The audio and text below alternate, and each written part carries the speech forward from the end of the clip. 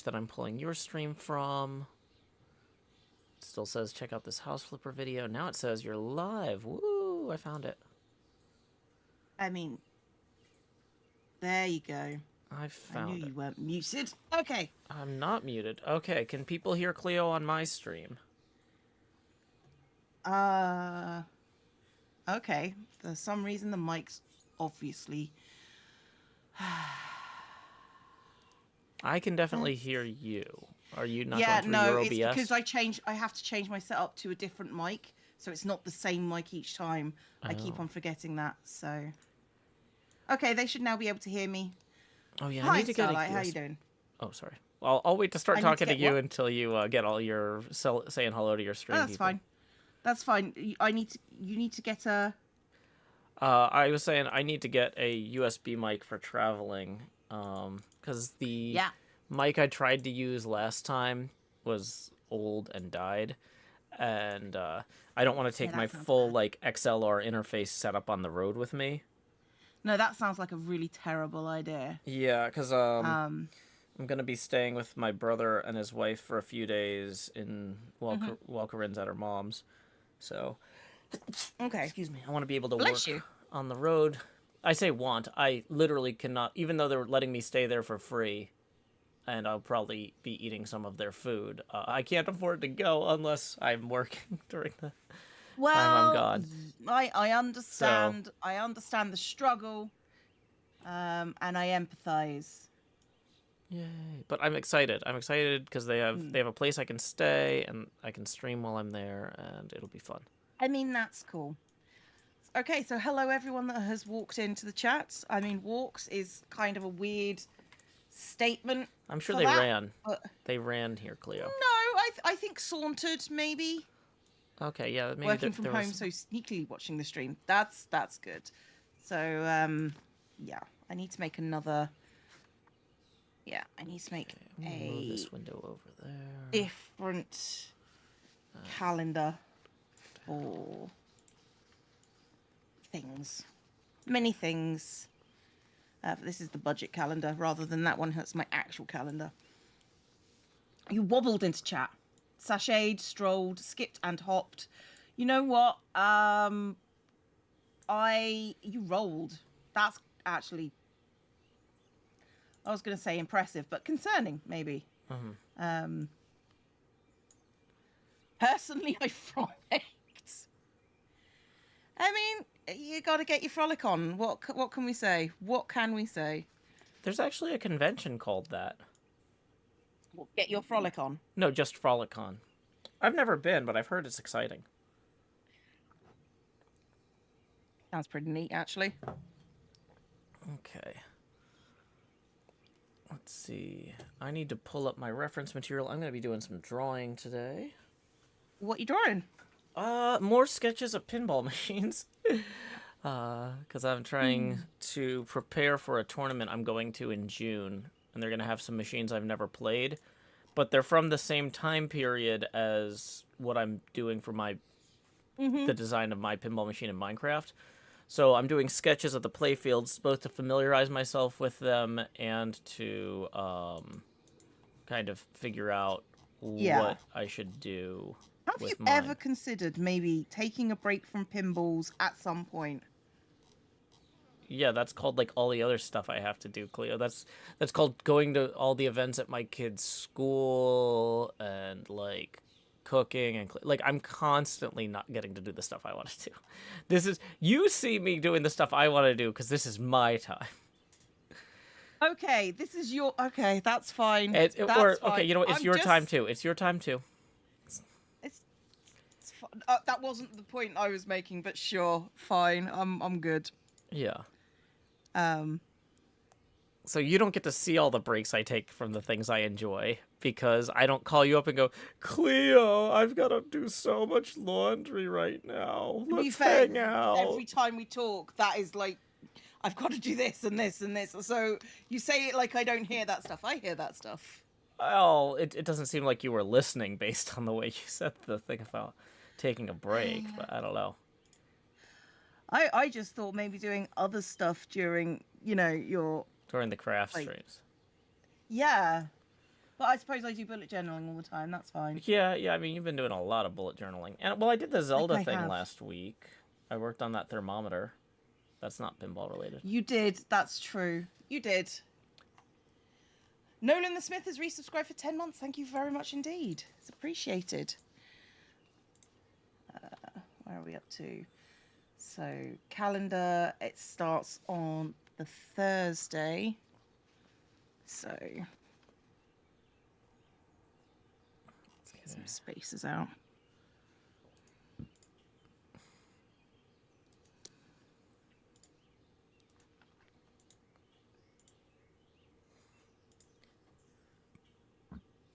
Hi everyone, how are you doing? Doing well, miss. Is that how kids talk in school? Do they say do they call the teachers miss? I No. don't actually know. I mean, they did call me miss. That doesn't bother me particularly. Okay.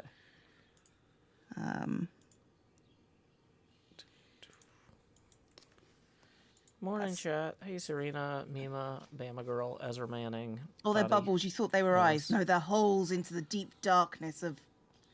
I don't know. I don't know. Wait, I thought you Okay, don't it's even fine. like coffee. Why are you doing a I coffee? don't like coffee, Why but are I you can doing like aesthetics. Okay.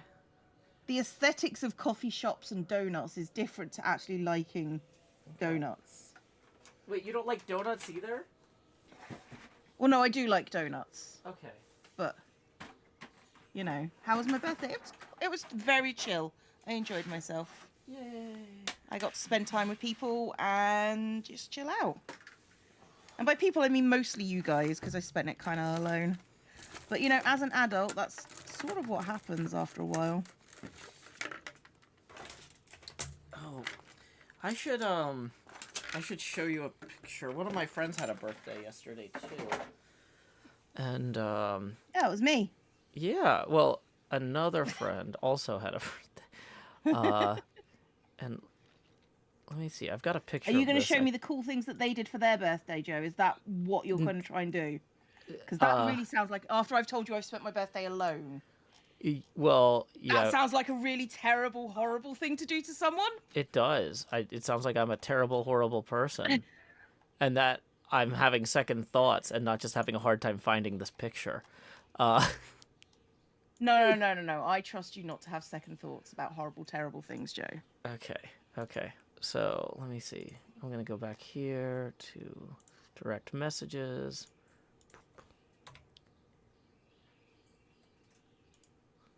So I sent you a picture of the gift we picked up.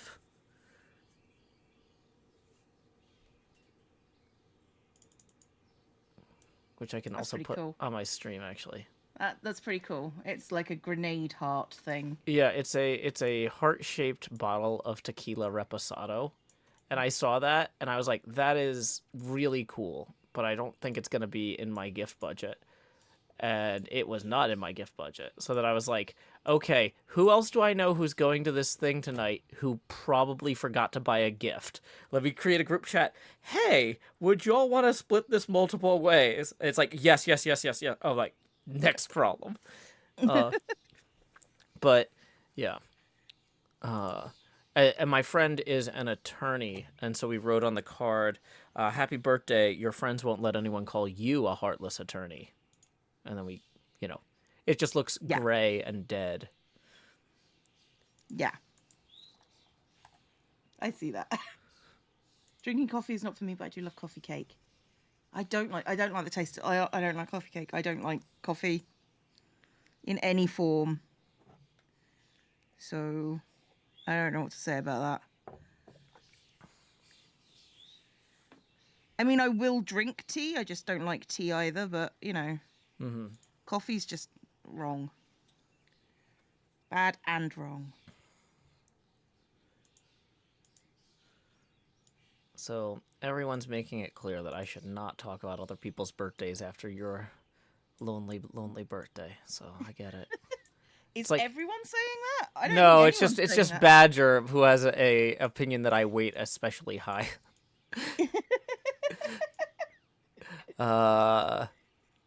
But yeah, because I also saw Guardians 3 yesterday.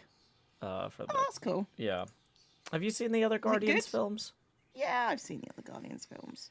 Yeah, I saw the first two at home. Like, I rented them Hmm. on iTunes or whatever after they came out, and I felt like that was a good choice. I didn't go out to the theaters to see them, but since this was like somebody's birthday outing, I was like, oh, okay, I'll pay for the ticket or whatever. And Yeah. yeah, I would have been perfectly happy waiting. It wasn't a bad use of time or money, but it wasn't like something where I'm like, oh, you gotta get It out wasn't there. your favorite thing to do. I need to do this again. Well, You like don't need that. some movies, I'm really glad I saw this in theaters. Like when I saw Hmm. Spider-Man Into the Spider-Verse, like which is a really cool animated Yeah. film. I was That like, was a cool film, I yeah. wanted to like I was like, oh, I'm glad I had the opportunity to appreciate this at this Mm. scale. That's cool. I wouldn't have been able to focus as much on the artistry if I was at home watching this on a tablet while I cooked. Yeah, Um, no, that's legit. but like, uh, yeah, it was good. It was interesting.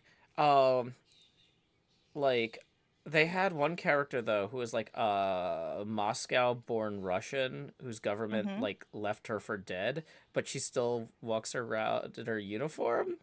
And it's just like her like That seems it seems unrealistic. kind of like, man, I don't know, maybe like everybody else gets several costume changes through the film, but okay, that was kind of weird. Yeah.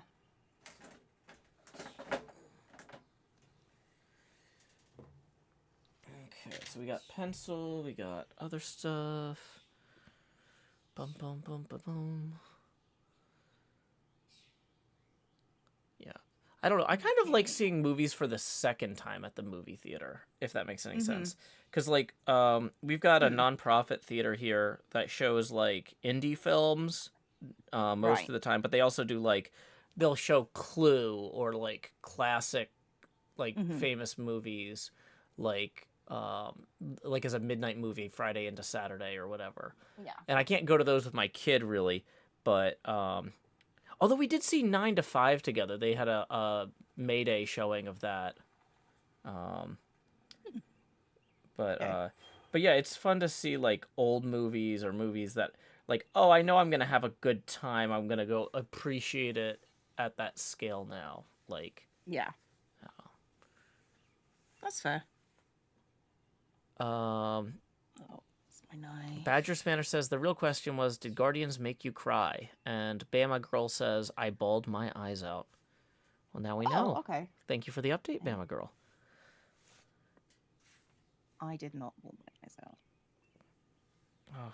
Yeah, there was this great Bill Murray quote about the latest Ghostbusters movie, and he's like, Hmm. um, "Yeah, I went to one of the test showings, and everybody left crying, and that's a great sign for a comedy."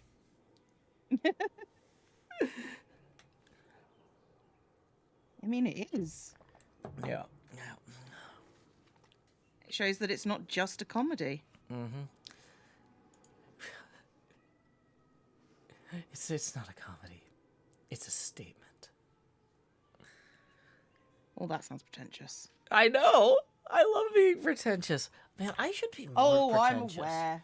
I feel like that's actually one of the biggest things that I don't do enough of. I really need to go. What, be pretentious? Yeah, You're like, always pretentious, Joe. but like, I think I need to really amp it up to 11 to make it as funny as possible. I didn't say it was funny. I said you're pretentious. There's a Yeah, difference. that's what I'm saying. Is I need to be more pretentious so it gets. I need to veer into comedy with it. Um, has I anyone don't think that's how being pretentious works. I mean, anything is funny if you do it too much. That's Disagree. I think absurd excess is a pretty standard pillar of comedy.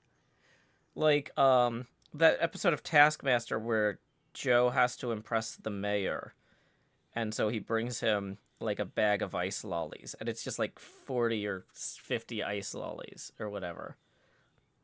Like that's funny because it's too many ice lollies for a comedian and a I mayor. disagree. You didn't think that What was are you, the abusive? ice lolly police? You don't get to say.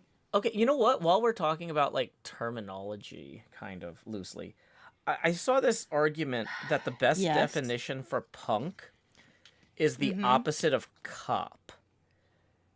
Like, where it's somebody who opposes policing or gatekeeping.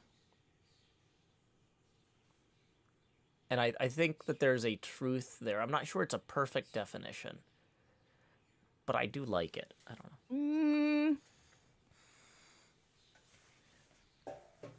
Depends on what you consider policing, really, because there are a lot of things that I've seen about police that I don't think are necessarily policing. So, Yeah, well, oh, but that's what I'm saying is like if somebody is just like, uh, if somebody's trying to be like, okay, well, a real fan of this, blah blah blah. That like if you're creating and enforcing boundaries, you're policing, is what I would say in this context. maybe in this And punk context, but is I don't think about in every context. opposing or tearing down boundaries. Mm-hmm.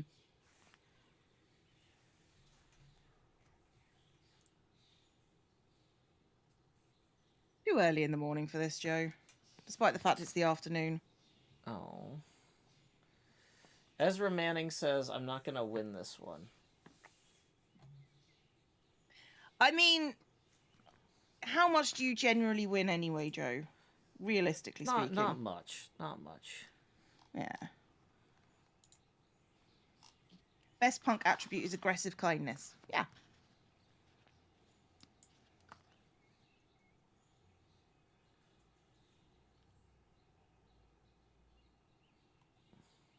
I mean, I'd much rather punk people be police officers than police officers, if that helps. So,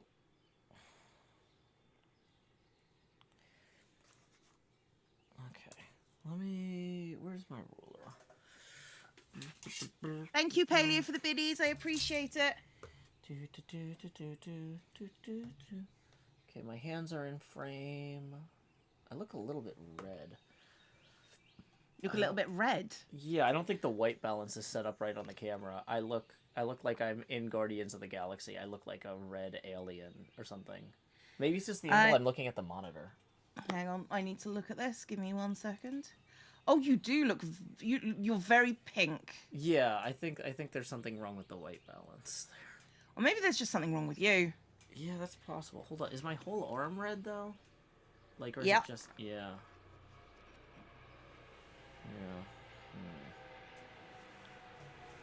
Yeah. Back to the other thing. Okay. Some similar. Let's get something actually red. Yeah, in the UK we do. There are sensory / autistic friendly showings of films. Not that I'm a fan of Cineworld, but Cineworld do a lot of that. So yeah, like if you've got a local one, they do a lot of that stuff. So yeah, I found the 28 that I missed last week. It's here on my desk. Yay. So the yellow pencil looks right. I have not found the 22. Just a brown circle in the 22 place. I love the coffee theme. Thank you. I love the coffee aesthetic. I'm often jealous that when you go to coffee shops, they expect you to drink coffee. Because I like coffee shops or tea rooms and stuff like that. And it's like, would you like coffee or tea? Not really. Can I just have the cake and some water, please? Mantigag says, is it the light from the monitor? No, it's definitely something with the white balance on the ring camera here. Property. Wait, is it the camera is pink or the lighting is pink? Let's. Okay. When you're a Brit but drinks coffee, most Brits drink coffee. It's not as popular as tea because it tastes like butt, but yeah, fairly common. Go to cafes and order hot chocolate a lot. See, I don't like hot drinks is my problem. I am only a fan of cold drinks. I will drink tea and I'll drink hot chocolate, but you know, I'd rather have a milkshake than a hot chocolate kind of deal.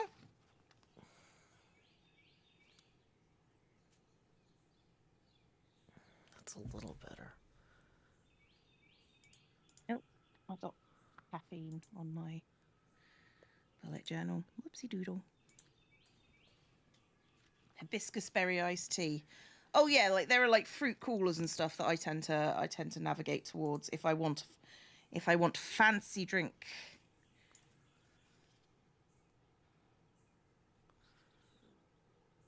That's like I drink like my pop cold. I like it at room temperature. I'm okay with it. I'm okay with room temperature fizzy drinks.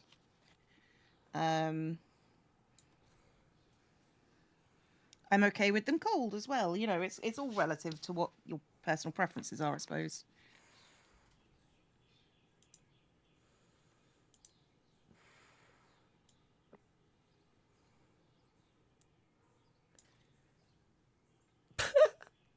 Okay, I think I figured it out.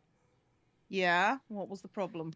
Well, I think the saturation's too high. Yeah, that seems likely. Seems very likely. Okay.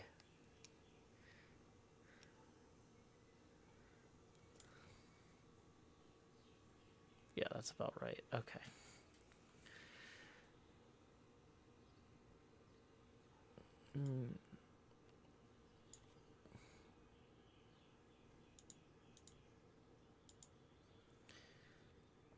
Yeah, because I turned the saturation up higher and the problem got visibly worse. Why Hey, would you turn the saturation up if you're already too pink? well, because I was testing the different sliders, moving them up and down to see if any of them seemed to impact how both my hand and the markers worked or looked. Okay. Also, we got our first tip of the stream coming in from Gabe, who says, "Love the stream. Body doubling is immensely helpful for me to do schoolwork." Awesome. Glad to help, Gabe. That puts us rotated 5 degrees now. Let's go ahead and rotate that camera 1 degree angular for each dollar that rolls in. Tips are welcome via paypal.me/JoeHills and YouTube Super Chat.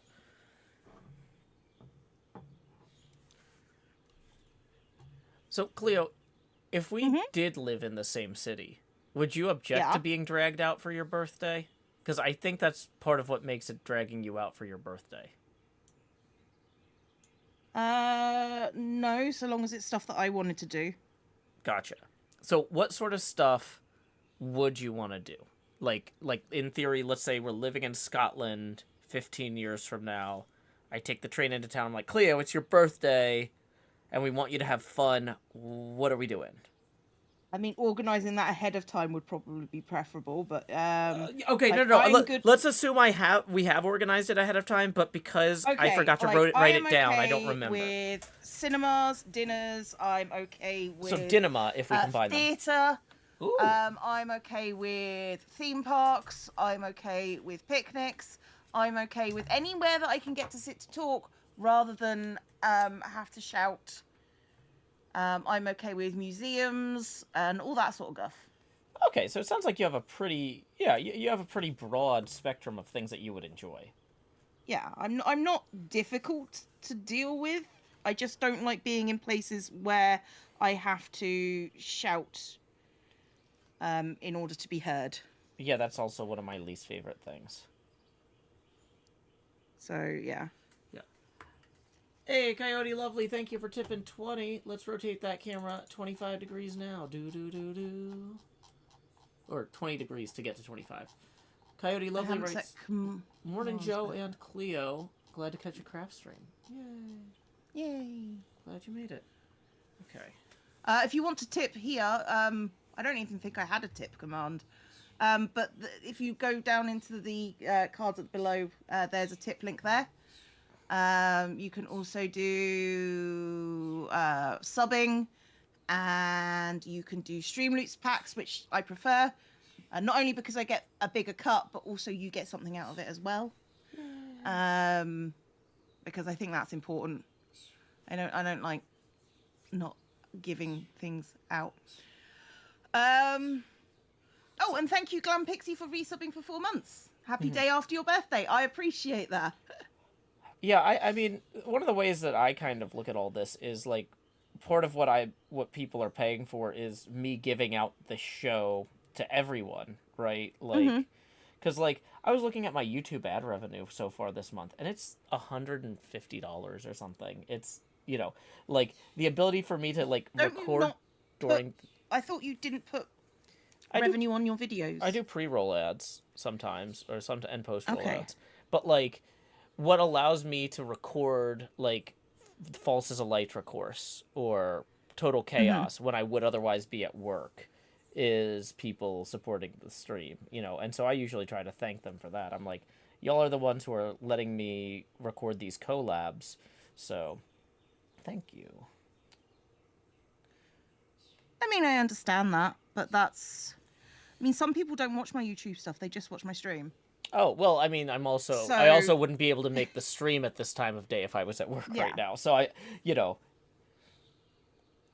I'm just saying, I don't I do understand that it is a tip for providing entertainment. However, I do like to give stuff back.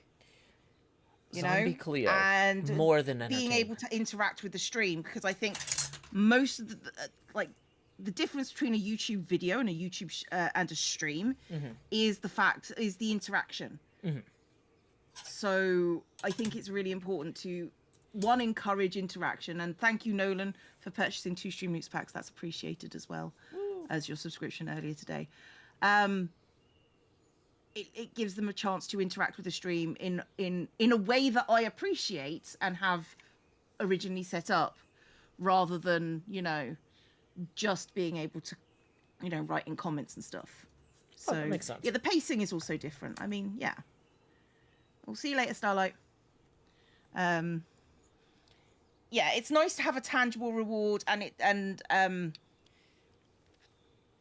think encouraging people to tip on this medium anyway is difficult as it stands. So having the extra incentive helps people feel like their money isn't going into a vacuum. So, and a Sailor Moliander tipped 10 quid saying, I always love these streams. Thank you very much. I do appreciate that. So yeah, it's like I mean, you have your beat, and NJ tipped $20 saying, happy belated birthday, Cleo. Hope you had a great day. Please enjoy your beverage of whatever you like. Thank you very much. I will. But like I say, it's like you have your Beetlejuice stuff, which isn't for YouTube videos. That is a streaming perk, as you will. And it's the same sort of deal, but it's a thing that you do in response as a reward. And it's the same for me. It's like that's what Streamloots is for me. It's a reward for and a thank you that they get something out of that isn't, for me, it's not necessarily entertainment based the way it is you, although they do find it very entertaining. So yeah. That's why I prefer Streamloots, because not only does it support me more than subbing, which does support me as well, but the only thing that is better than Streamloots, because I get 90% of that, and is tipping. So yeah, the bean randomizer is fixed, but you know the drill. No beans whilst here, mostly because the beans are all the way over there. That makes sense. Nobody wants to go all the way over there except the cats, and they can't be relied on to bring them back. No, they'll just get the beans and then leave. So you can no beans with hermits, beans with Abby though. So when I do stuff with Abby tonight, you can bean then. We just got a tip from Salem for 10 who says, we're glad you're able to do this full time. Me too. It's going to bring us to 35 degrees angular. I mean, honestly, going full time is such a risk. And I am glad it paid off for all of us here today. But I didn't necessarily expect it to pay off in the way that it did. Well, I didn't realize how much my job was holding me back. I didn't understand how many health benefits there would be. I'm just shocked at how much the stress of my old day job and my commute was physically ruining my body. Like, yep. And that's and pretty that much how it went for me as well. Yeah, that's the most terrifying thing about like if all this goes sideways is I'm just like I'm just gonna have to go back to my body not working. It's like oh yeah. my gosh. JT has gifted 5 Streamers packs to the community. Thank you very much. I don't mind the cards. I'm happy for others to use them. I just don't like the pressure of it myself, which is a fair and valid opinion. You like other people messing with me. I understand that, JT. I appreciate that. Don't worry, JT. I'll mess with Cleo for you. I mean, Joe will do that for free. So I do constantly. No, wait, it's not free. Tips are welcome via PayPal.me/Joe Hills and YouTube Super Chat.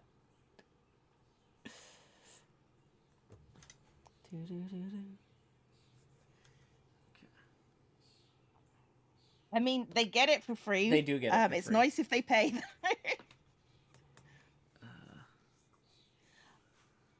I always feel weird about having these conversations, you know? Yeah, sorry, let's have a different conversation. Okay. Yeah, so birthday stuff. Yeah, I usually like to do something near like water, like a river or a lake or something, because I feel like I just constantly want to be near water like that, but I never am, like, or like very rarely. Like I just well, so it's that's like the good thing about Scotland. exactly. It's on an island. Yeah, they got a lot of water there. But like so for my birthday, it's like I want to pick a restaurant that has like a view of a lake or a river or something like that. That's usually one of my go-to things. That's nice. Lots of pubs by rivers and canals and oceans and all that sort of stuff.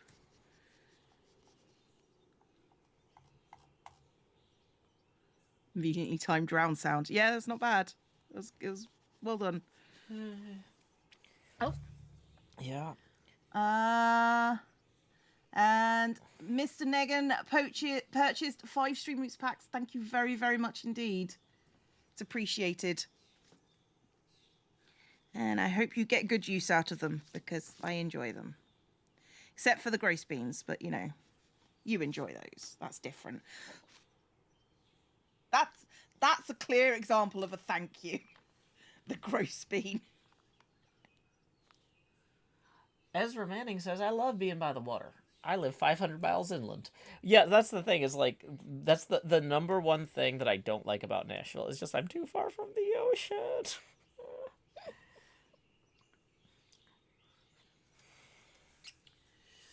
Oh, yeah.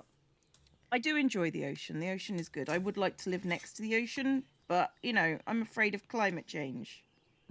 So, you know, my brain is, oh, I should live next to the ocean. And then it's like, well, that feels like a really, really bad idea. That's a poor investment. I like to think of that as one of those things, though, like, I should live by the ocean now while I can. Yeah, but it's a case of, well, I've bought a house by the ocean. Oh yeah. Dear. That's the thing, is I can't afford to buy anyway, so it's like, while I'm stuck in this renter's prison anyway, might as well. Oh boy, yeah. There was one place I looked at when I was trying to figure out how to relocate closer to my daughter's mother, and it was an apartment that was previously lived in by the owners of this Mexican restaurant. So the apartment was the size of the restaurant underneath. It was like on top of the restaurant and has a balcony facing Long Island Sound. And I was looking at that and I was just like, it's relatively cheap rent because you're living directly above a very loud restaurant, which would be a problem for streaming. But I'm like, it's, it wasn't like, oh, this is a cheap apartment. It's like, this is a nice, like, the people who lived there wanted to live somewhere nice. They owned the building. Yeah. They made it nice for them. And so they had a balcony looking at the Long Island Sound. And I was like, I could live over a Mexican restaurant looking out at Long Island Sound every day. That's kind of like my best life. I could be happy there. But yeah, it just, the Yeah. Yeah. economics of the move didn't make sense. Even uh it was like one of the cheapest places to rent in the area, but it was still like way more than I could afford. Chloe T tipped £10, says happy belated birthday, have a wonderful day. Woo. I'm going to be spending like most of the day just chilling with my friends. I've got a stream with Abby, and I've got this stream with Joe, and then I'll hang out with Cam. So yeah, today's pretty nice. It's a pretty good day. Yay. The gas gets bigger the larger the tip. It does. So there is a giant ghast, and there is also the Ender Dragon that pops on for like over 100. I got 2 of those yesterday, over 100 quid, and I got 2 Ender Dragons, and they're terrifying. It's really nice. People were so kind to me yesterday. Oh, I'm glad to hear that. Yeah. I also appreciate that they terrified you. Woo! I mean, that's the main thing we're all mostly in in amateurs. The absolute terror of just like, oh God, what the hell is it's like when there is a dragon killed on the server, and you're just like, noise. What the hell was that noise? And you always forget it's a thing. Yeah. Chloe the Great and Powerful tips 14 and says, you can have a good day too, I guess. Thank you, Chloe the Great and Powerful. That brings us up to 49 degrees angular. I mean, here. you can have a good day if you work for it, Joe. Yeah. Gotta work. I'm trying. I'm like... yeah.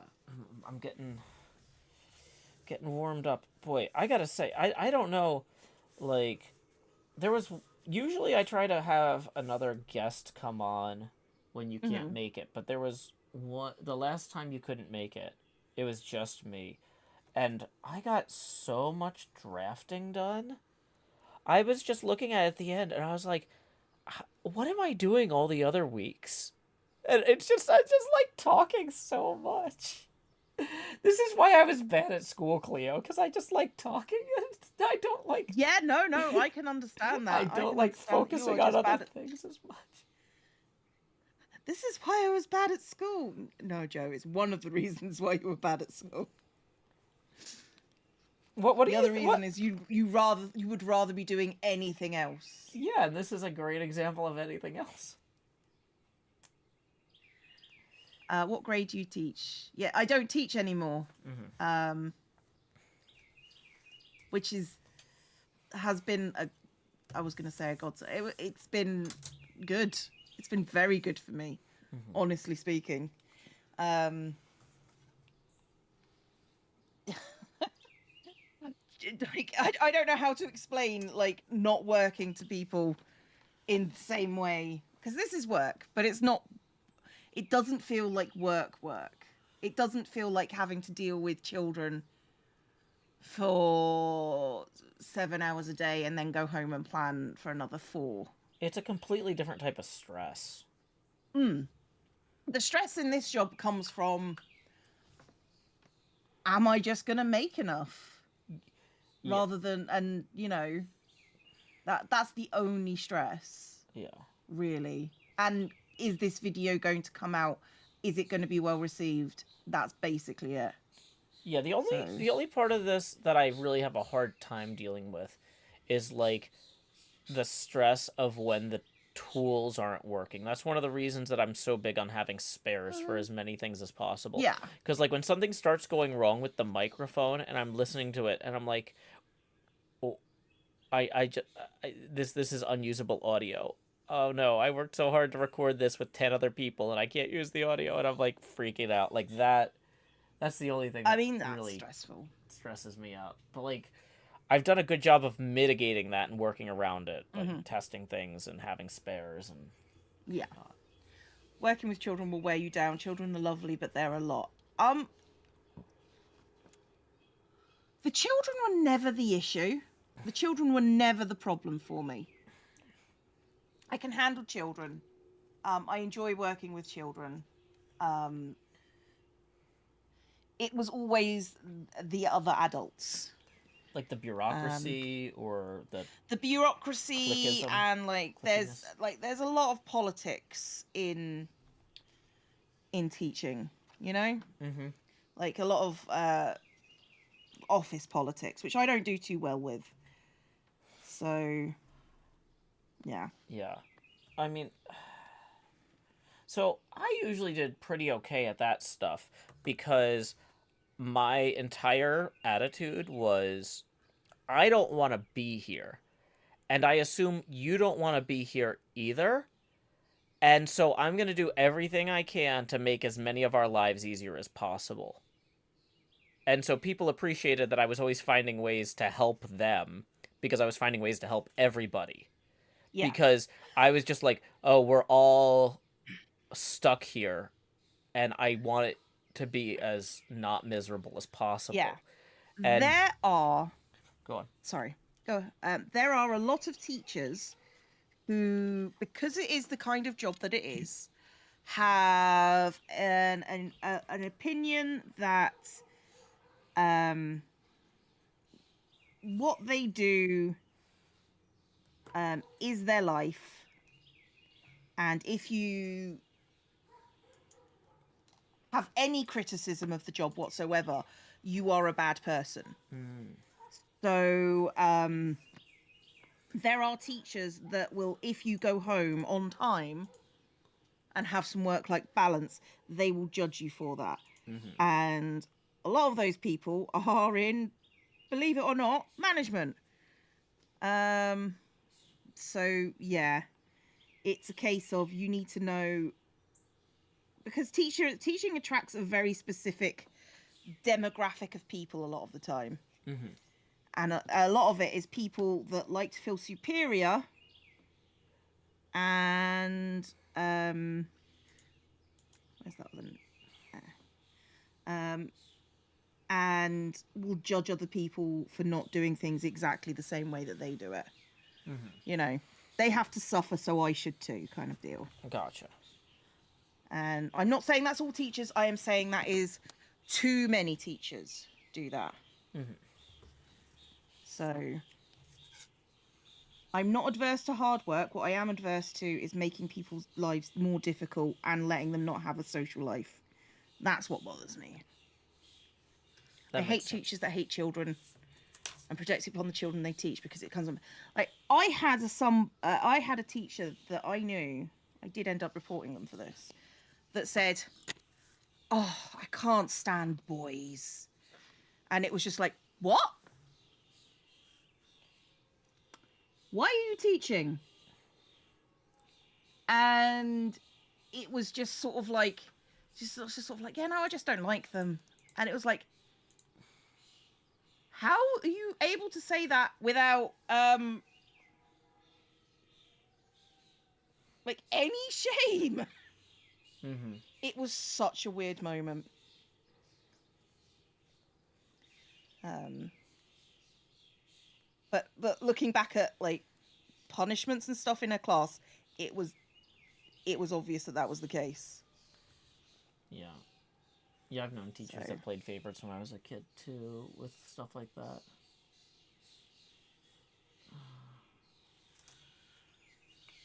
did they get in trouble for it? Not really, because teaching is short-staffed. Yeah, Nope Queen and Badger Spanner in two different chats are basically saying the same thing. School bullies go into careers that lend unquestioned authority, like Mm-hmm. teaching, medicine, or religion.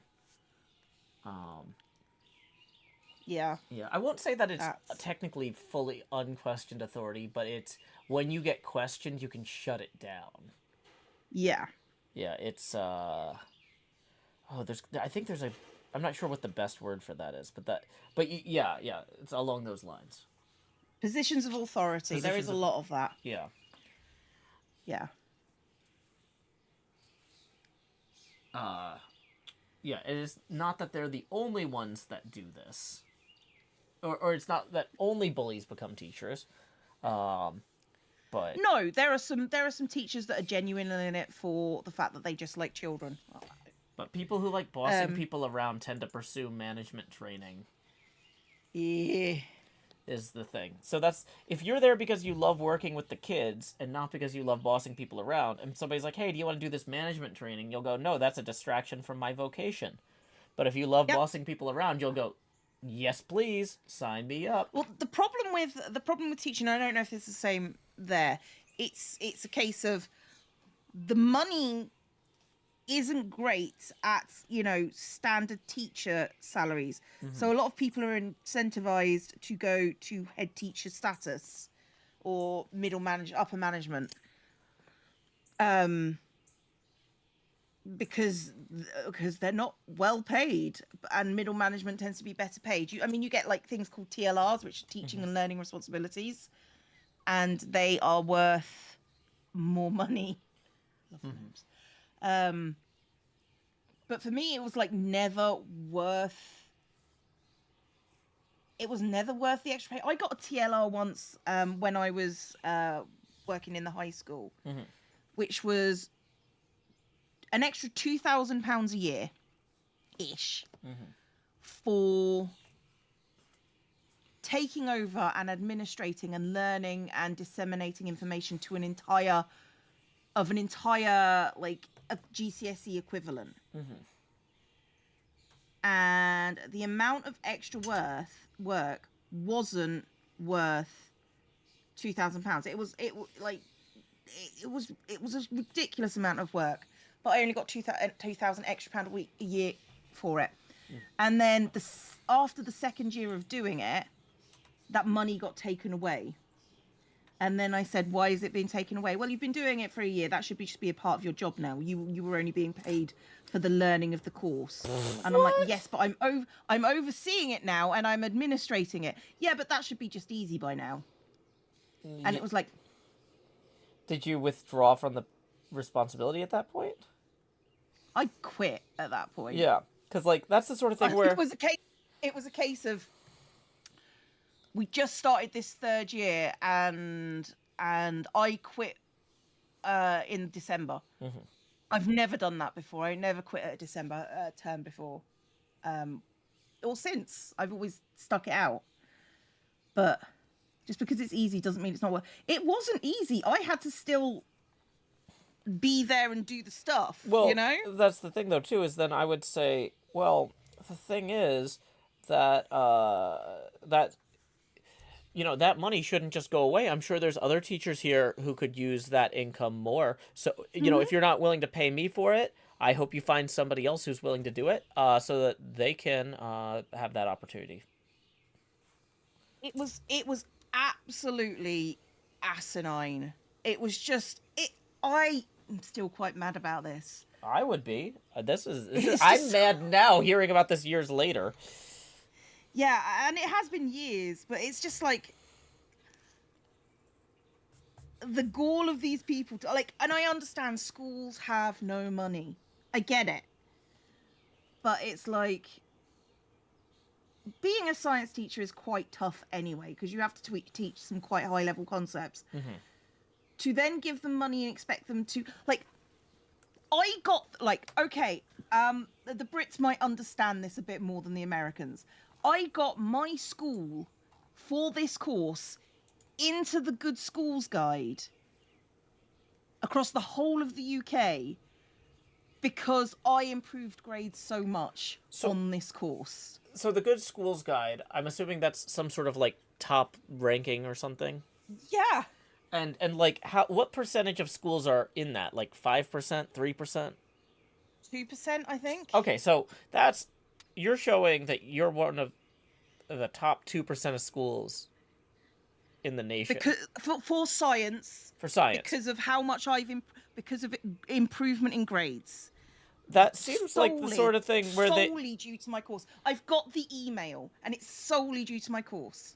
See, that's the thing, is the money there is for retaining the talent. They're like, well, we paid you extra so you would go through the trouble of learning, and now we're going to pay you extra so we retain you. That should have been their attitude. And I don't understand. It was not. I You're a don't teacher. understand. You should be doing this for the love of the children. It was absolutely ridiculous. I mean, I've got the letter, I've got the certificate from the good schools guide, Well, because the school, they gave me a copy of it, but because they recognized that it was my work doing that. well, And it was like, they recognized that, oh yeah, you did this. This was entirely you. No one else had anything to do with this, except for maybe one other teacher who I taught everything they know. And it's just sort of like, oh, okay, well, now you're going to have to train another teacher to get it done. Because me and that teacher left. She left the year after, but I left at like December, because it was like, you know what, this isn't worth it. You're actually making me physically ill, and I need to leave this school.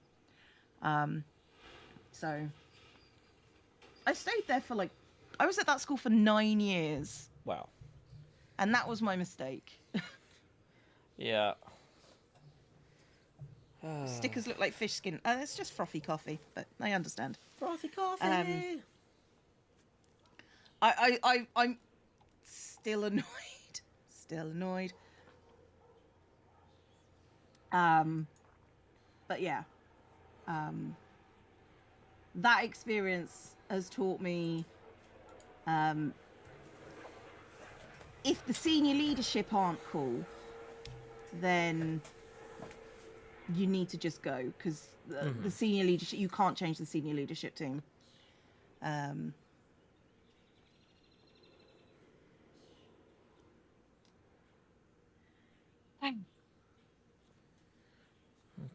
I'm gonna swap out the picture I'm working on here. Sorry, I'm going to take some deep breaths. Yeah, no, I'm trying not to act completely like indignant about Outraged? this and outraged, Yep. but like this is exactly the sort of thing that like pisses me off most. Like, Yep. and I've recognized that about myself, and I am maintaining my composure. But that's not an acceptable way to run any sort of organization. I Whether agree. it's a business or a school, you know, you train people so they can do good work, and you reward them for their effort. You reward them for that effort even before you start seeing benefits from the organization by paying for the training. And then you reward them for their effort as those benefits roll in, because you're like, okay, that's a vindication for that person. Let's keep paying them. Like, how do you... I'm It's fine. called a teaching learning responsibility, and it's just sort of like, I was still teaching and I was still responsible for the learning, but yeah, now it's done. It's fine. You've learned the stuff, and now we can use the stuff. Yep. Yep. Yeah. That's okay. I'm no longer there. It was insane. They were considered an outstanding school by Ofsted. So the amount of pressure they put on people was insane. If you're going into teaching, what you want is you want to go into a requires improvement school. If you want to get good good professional growth and a decent group of people. Not always, but I found that the requires improvement schools have a better atmosphere, because it's very much, okay, we're all in this together kind of deal. So what's worse, starting and working under bad management, or starting under good and then getting replaced by bad? I say starting working under bad management is worse, because at least if you start with good, you know what you are worth. Because I started under bad management, and I stayed there for 9 years, and I didn't realize how bad it was until they gave me anxiety in that school. I have an anxiety condition because of that school. So yeah, it's all relative, but you need to You need to take care of yourself. Yeah, I'm now ranting about this in the chat rather than talking over you. But I was just writing that.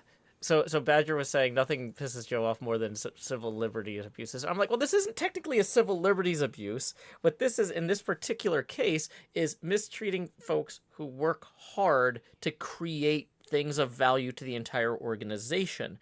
And like when you mistreat those sorts of people, it creates these self-destructive feedback loops that are so blatantly obviously flawed. Like I don't, it breaks my brain, and that's part of what makes me so upset about it is I'm like, I don't know how to explain this to you that you're I'm like really having a hard time not swearing, that you're screwing up right now, because it's so obvious to me that you're screwing up right now. like I'm, it's hard for me to meet people like that in the middle and communicate with them in a productive way, because I'm just like, you're too far gone. You are, Mm. whatever is going on in your brain is so far past my help. That's the sort of that's when I quit jobs too. Is when I see that Yeah. sort of behavior. It and it just sorry, I'm like, Yeah, well, like I came in, like I came in to that school straight out of teacher training. mm-hmm. I didn't really understand what was going on. Yeah. I was 23, and I thought it was normal. Mm-hmm. And they said, because we're an outstanding school, we've been judged outstanding by Ofsted, this is the best you're going to get. Everywhere else it's worse. The kids were really bad. I mean, it's a school, because I live in an area with high poverty and everything that entails. So it was a tough school, and the management was just like, well, we're not helping you, you should be able to deal with all this yourself. And then I could complain about this kid and this kid and this kid till the cows come home, and then that kid puts a teacher in hospital. Ugh.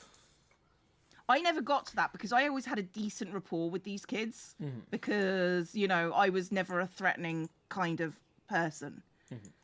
And I was always willing to talk about what was going on rather than, you know, just mete out punishments, because I don't really think punishments particularly do much coming from me, because the senior leadership team would always overrule me anyway. So, Well, that's real helpful. Glad they Yeah. got your back there. oh yeah, no, they always had my back. But yeah, no, it's like, teaching is difficult, and if you're going to teach anywhere, my advice is country schools are better than inner city schools, just for child behavior. But there you have the parents. Like I say, the children are never the issue. The issue is always either the parents or the other teachers.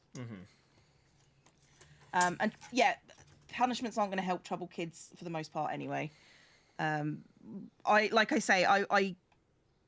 Because I had this reputation of being like the naughty child whisperer, because I could talk to these kids and and they would listen to me, and they would actually sit in my class and learn stuff. Yeah. So what that meant is I always got the low level groups. I got all the naughty children. I got like it wasn't until one of my friends decided to, came into being middle leadership and became like the head of department, that I started getting classes that were C grade and above. Yeah, I always got like the low, non-performing naughty children because I was good at them. You know? Yeah. So it was an incredibly messed up school, and I'm glad I'm out. The next school I went to wasn't as bad, but it was still pretty bad.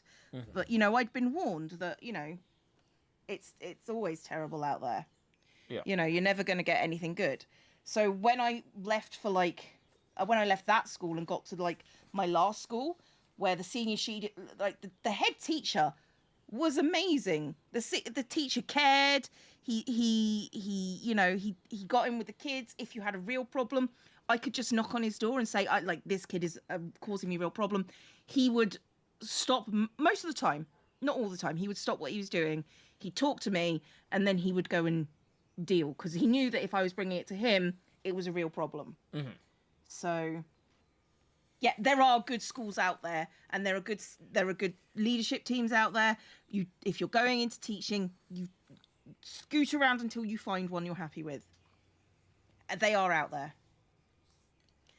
It's amazing what happens to kids when you talk to kids like they're people and not little criminals. Yeah. I mean, honestly, like, I like.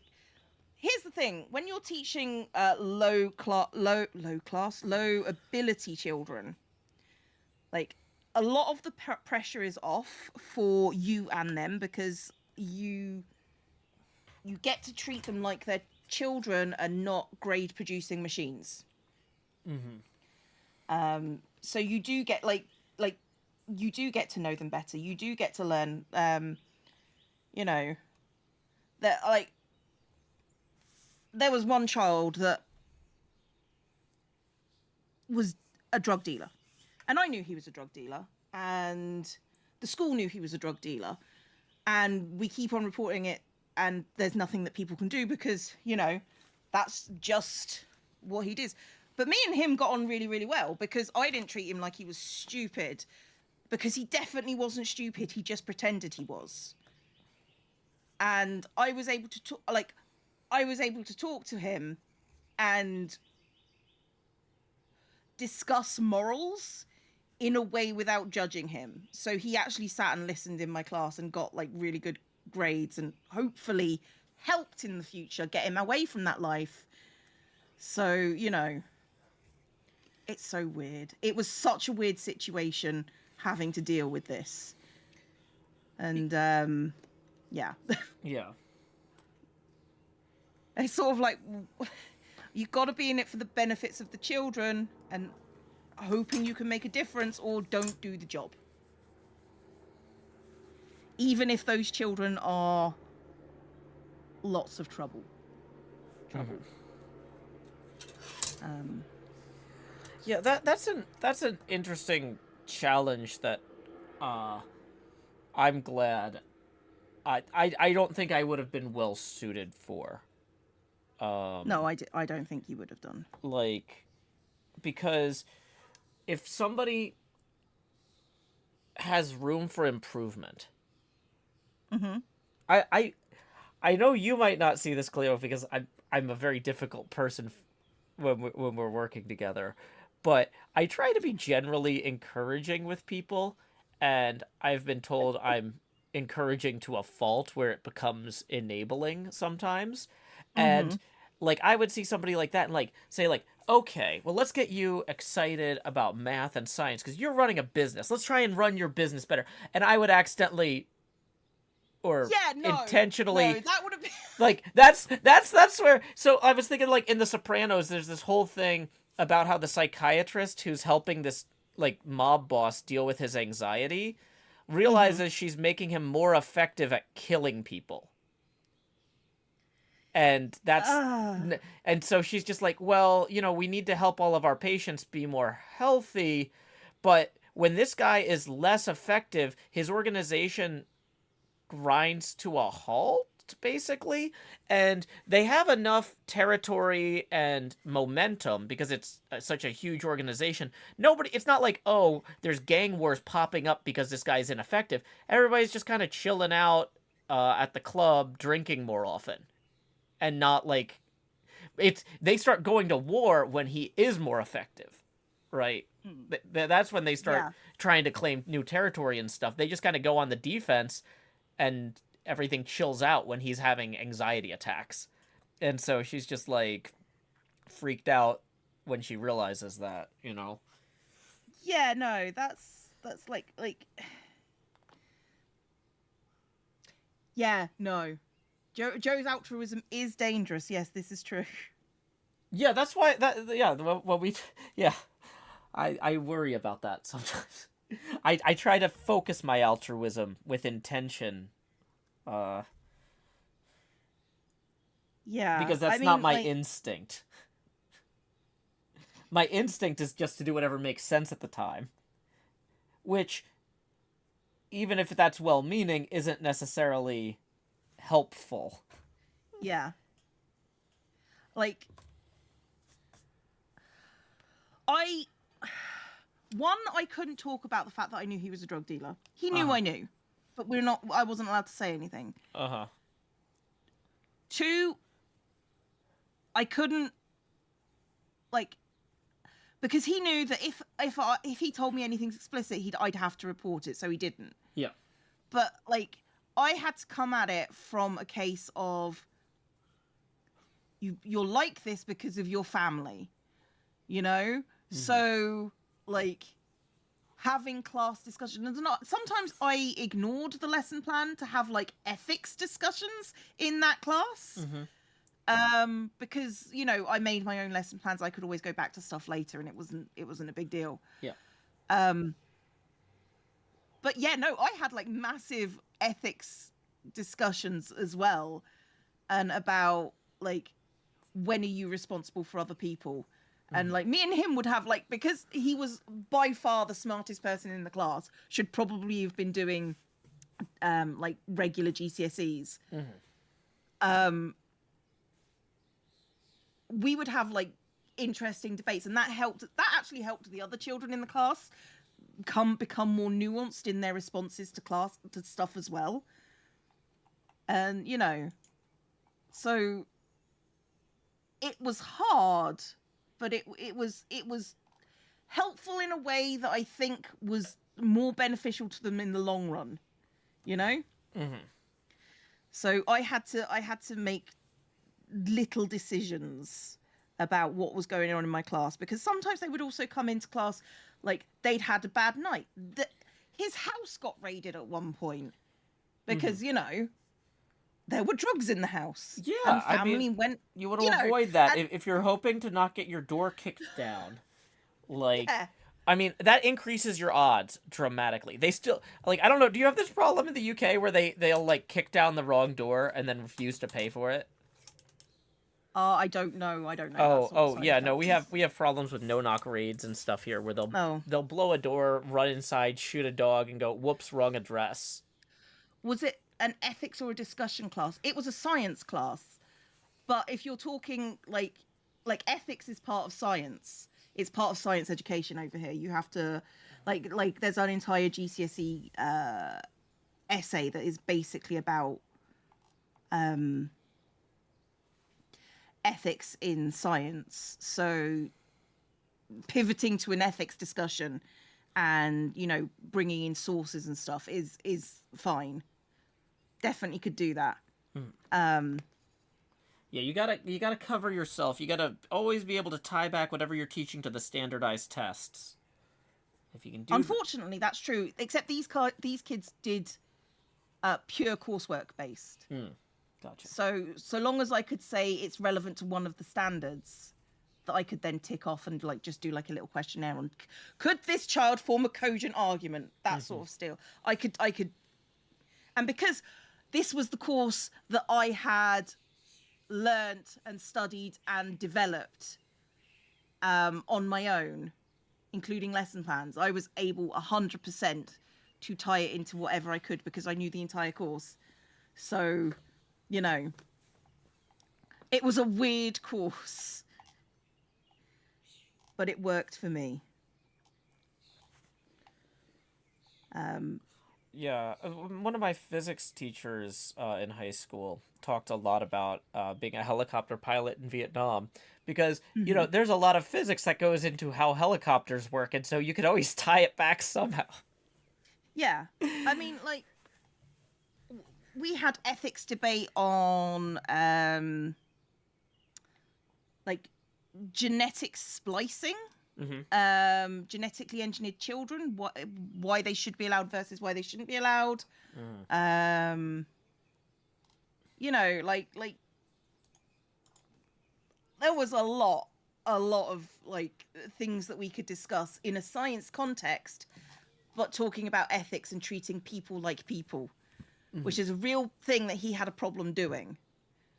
So I hope he's doing okay. I suspect he's... Actually, I don't think he's in prison. I think he was pretty good as a drug dealer. He never got caught. I mean, it sounds like his Personally. house getting raided means he was on somebody's radar. No. His family was stupid. Oh. I think if he stayed in the drug dealer business, he probably did very well. Gotcha. Because he wasn't a stupid person. Yeah, Badger says they do have no-knock raid problems with kicking down the wrong doors and stuff in England. Apparently, two of Badger's friends had to take the Met Police to small claims court to get the new doors, but they did win in court. Yeah, that's okay. That's good to know. so yeah, it's not a uniquely American experience. Yeah. Yeah. What was your favorite ethical discussion to bring up in all of your years of teaching?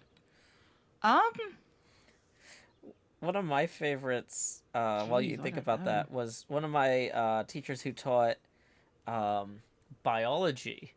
Was just like, there's a bunch of traits that I could say that are dominant or recessive, and that certain combination outputs are impossible. But I've been told by people who keep getting mad that their kids realize they aren't their biological children that I should stop doing that. What do you think? Do you think I should keep doing that? Or let you all live in ignorance?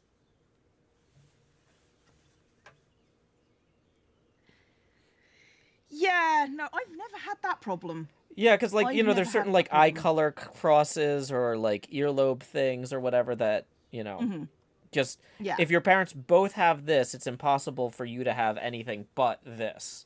Or it's unlike... Or, like, here's the odds of this. And it's just like, my dad's best friend has those traits. It's like, oh...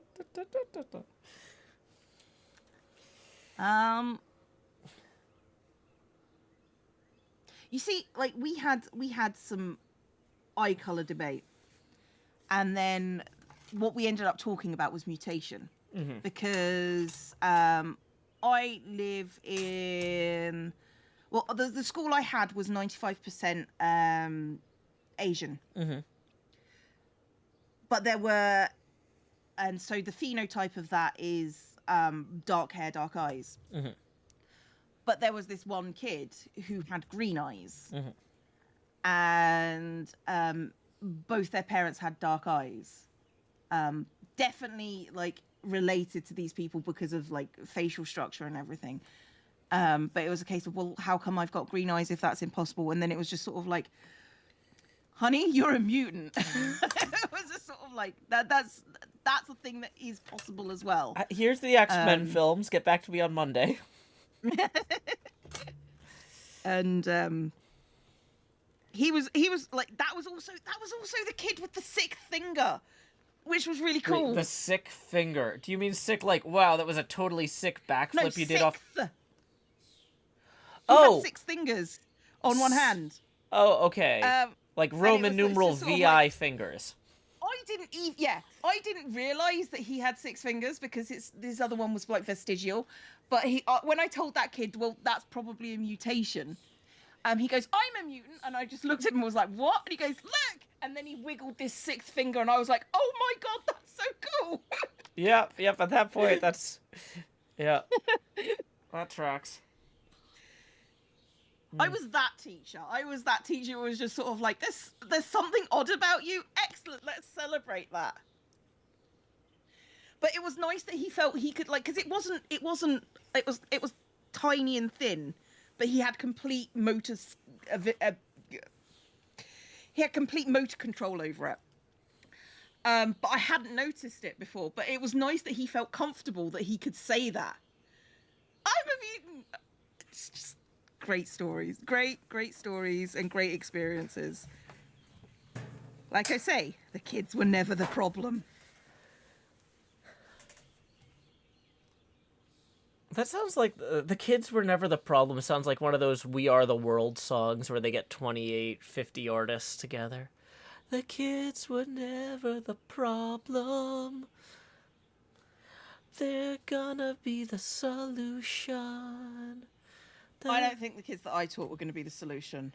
Well, okay, that says a They're lot about. they're gonna be something, but maybe not the solution. Okay, well, that makes it sound like it's not just the parents that are the problem then. Oh no, it's 100% the parents. It sounds like having teachers who believe the kids are gonna be the aren't gonna be the solution, though. Yeah, I don't know. I mean,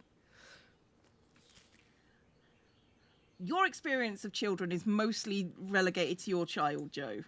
I'm around other people's kids. One of the elements of having a child Not is in the same I don't way that talk I about being was. around other people's kids though on stream or on Twitter or whatever because then my kid will stop being invited to stuff.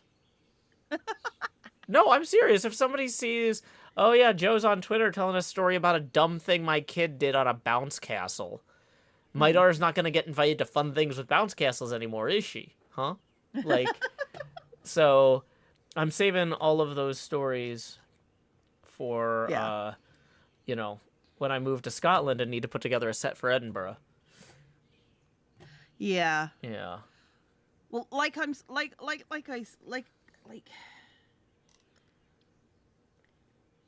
No, I'm done. I'm done. Okay. Playfield. It's like when you was like when you're saying you need to believe in the children, like you remember when I said Oh, that I'm not the saying that children you they need gave me- to, but I'm saying, like, I think the children need someone to. And it's I not their believe parents. children. I believed in this kid that he was going to be an amazing drug dealer. It wasn't what I wanted for him, Uh-huh. but that's what I believe.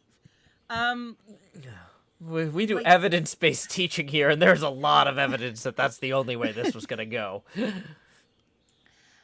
I mean, you know, he had a lot of money. What can I say? Yeah, we can't say anything about people who have a lot of money. They might buy Twitter and then shut us down.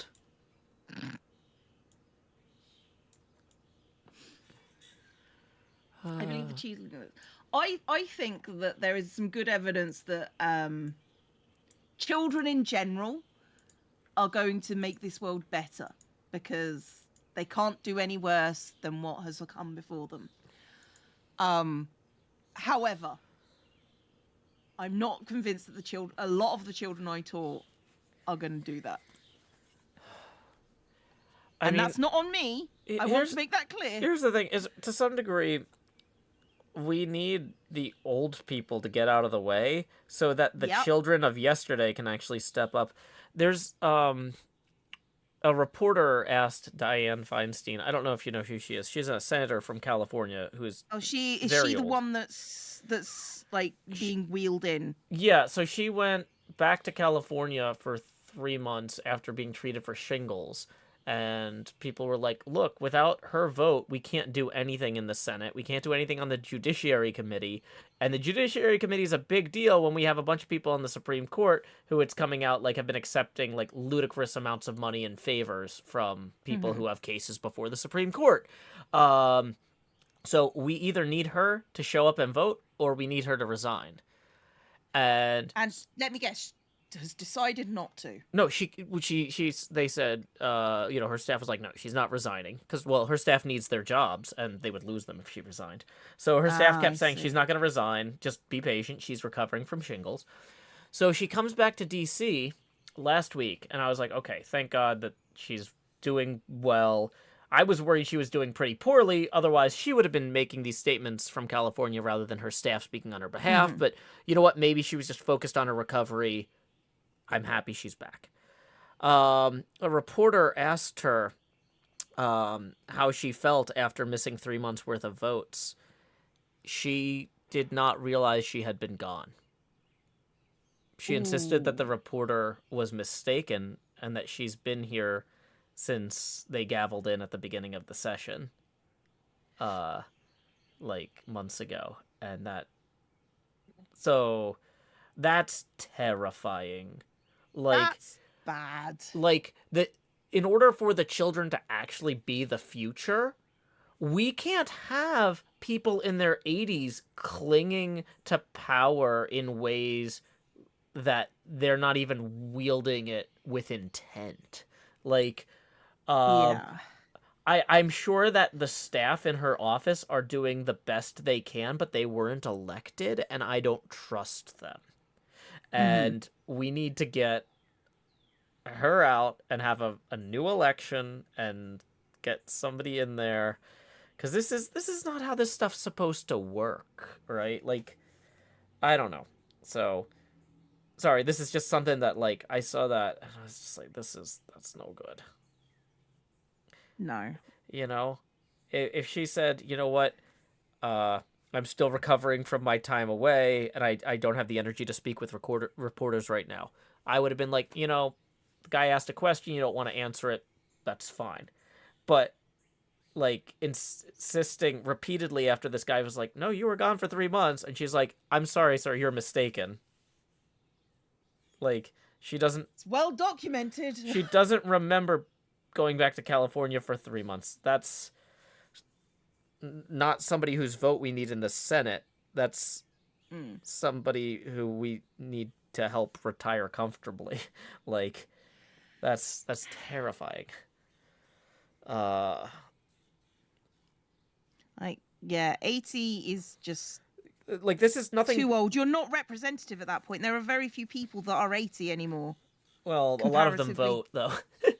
uh but Yeah. yeah, no, it's one of those things though, but like, I mean, this is nothing against her career or against her personally, but like, it's gonna destroy her legacy if they keep weekend at Bernie'sing her around at this state. Like, this is, they're not doing her any favors. Like, this is elder abuse, and like, it, Yeah. like, my grandfather had Alzheimer's and lived with us for some of his final years, and it, you She's know, 89? yeah, it's one of those things, like, these people need to be around family, they need to be supported, they need to be loved. But no matter how brilliant a man he was in his youth, he was brilliant and hardworking, and he was still intelligent, but he just couldn't keep track of anything anymore, right? Mm. And he shouldn't have been making decisions that affected employees. You No. know, he shouldn't have been running a company, so he wasn't. You know, Yeah. he had retired years and years earlier before this could really become Mm-hmm. a factor in that. Because that's not fair to those people. And like, so seeing that happen at a national level is just like, it's terrifying. But like, yeah, I mean, ugh. It's hard for Yeah. me to blame the kids who are coming up hard, who are like, well, why should Mm-hmm. I bother trying if there's not going to be a space for me to make a difference, when there's all these people who are like clinging to power who shouldn't be, and they're not going to give it up. Uh, No. and they're not going to make room for the next generation. And it's, I'm just gonna, I don't know, this is, somehow this is making me very sad. Like, I let's mean, so I'm gonna be drawing the Lost World pinball machine, not the Jurassic Park Lost World, but like, this is a Bally machine from 1978, with a guy with a sword and dragon wings on top of some griffins or something. I don't know. Let's. You ever meet a griffin IRL, Cleo? I haven't. yeah. Oh, really? Yeah. Was it Kathy They're Griffin? common. They're common in the UK. You can go on rides. They don't like it though, so Mm-hmm. it's like elephants. Shouldn't be doing it. But everyone does. Um,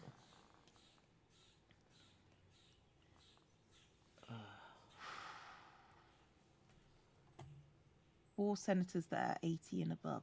Dear God, the weekend of I mean, it is weekend of Bernie's. No ages in chat. Yes. I mean, whether or not she's medically dead, she's not the person she was when she No. entered politics, and it's a disservice to her memory, her legacy, to keep her in a position where she can And her embarrass herself. constituency. Yeah, and her constituency. But I mean, I guess I'm talking more though from like the point of view of somebody who's seen Alzheimer's in their family. You know, like Oh you yeah, don't yeah. My family's it's not great. you don't want to let that person ruin any good they accomplished in their life No. by alienating people in their last years. You help them to use structure. You give them a structure within which they can express themselves and like my grandfather was very healthy physically, you know, Hmm. and so we made sure he had the ability to go for walks and that he had like a map of the neighborhood, and he had our phone numbers written like in Sharpie on the inside of his cap if he got lost. He could, Hmm. you know, because he still knew how to use a phone. He so we tried to make sure he was as autonomous as possible, but Hmm. within a framework where he's not like constantly around his old friends forgetting their names or not recognizing them. You know what I mean? Like it's I don't know. Hmm. I don't know. It's I'm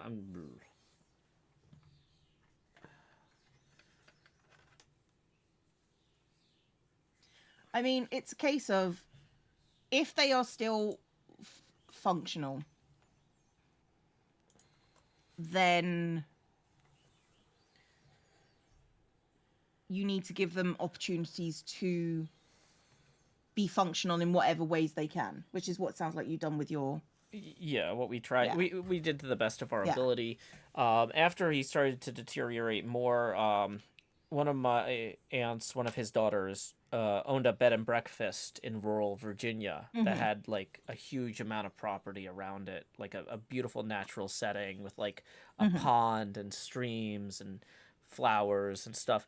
And so they gave him one of the rooms in the bed and breakfast, and he could just walk around all day in nature and sit and read and just chill. Hmm. And like that was the best we could do for him, once an urban environment became too much. But like if we Yeah. if we had put him in charge of a machine shop, like the man knew how to Yeah. run machine shops. He ran several at a time all over the city at one point, but like somebody would have gotten killed.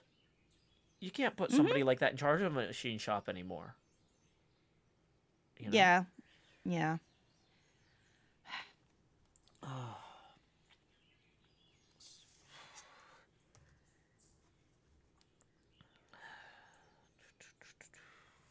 I mean, like being 80, sorry, going back to being Yeah, yeah. 80 and still working?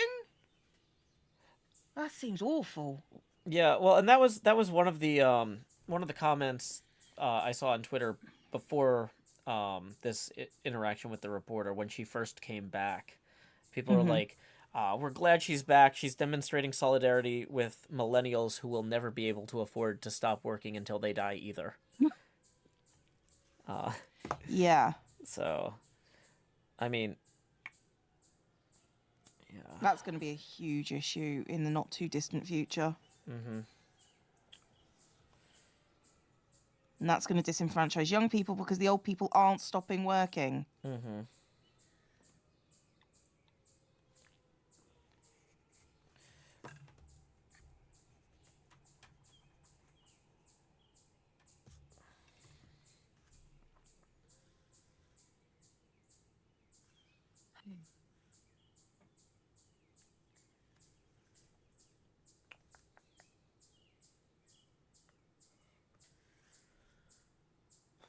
Whoever did that monkey sound you got. Oh, the little whoo are gnomes, and they do. Somebody plays a gnome card, you can sort of sneaking up. Like they're usually up, down, to the bottom left and bottom right. You can usually see them. They do peek on screen every so often. Numeral 2441 says, as a nurse that works in geriatrics, I wish more families gave their loved one a life like that when their dementia progresses.